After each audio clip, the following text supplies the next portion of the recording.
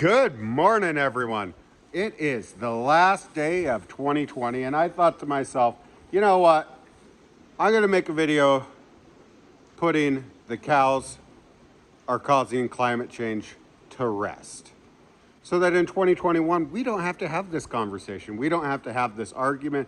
You don't have to put up with the special friends and people who keep telling you that you eating dairy or you eating beef is causing climate change. So here we go. The dairy industry in the 1940s had almost 28 million animals, and we made roughly 4,500 pounds of milk per cow. Okay, got that? Today, in the United States, we have 9 million, a little over 9 million dairy cows, and the average production per cow is getting close to 20,000 pounds. So let me spell that out for you. A third of the cows, we went from almost 28 million down to 9 million cows, and we went from 4,500 pounds of milk per cow to almost 20,000. A third of the cows, over 4 times as much milk. Please tell me how a third of the cows are contributing more to climate change than 3 times as many cows. I know what you're going to say. You're going to say, oh, it's not the dairy, it's the beef industry.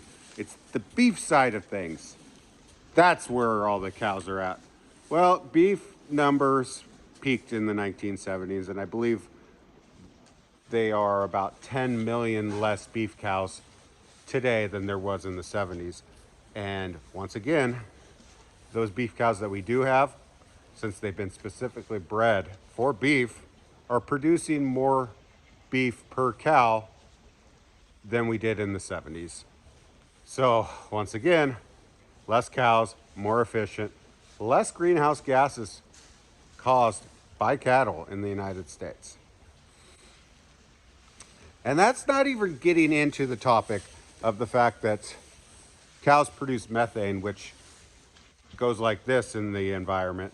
You know, it recycles through the environment and has a life cycle of about 10 years, 10 to 12 years, which means we've actually probably contributed to less greenhouse gases in the atmosphere because, once again, less cows.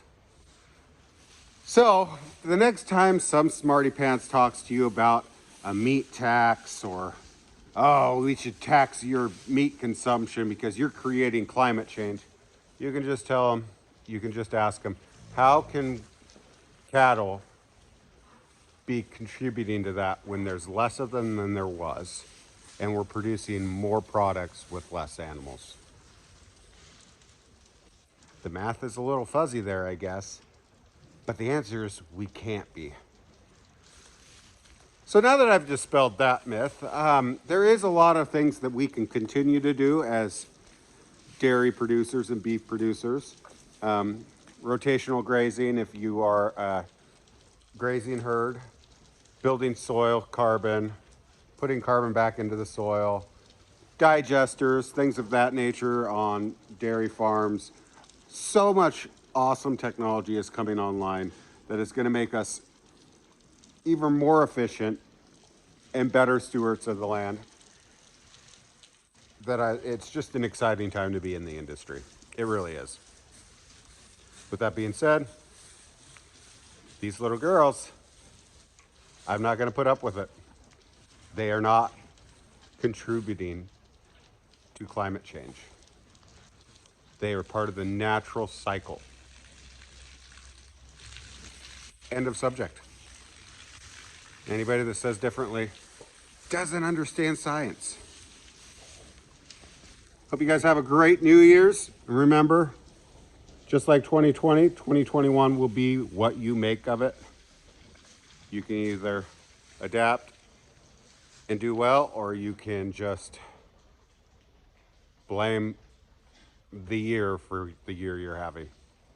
Me, I got a lot going on in 2021.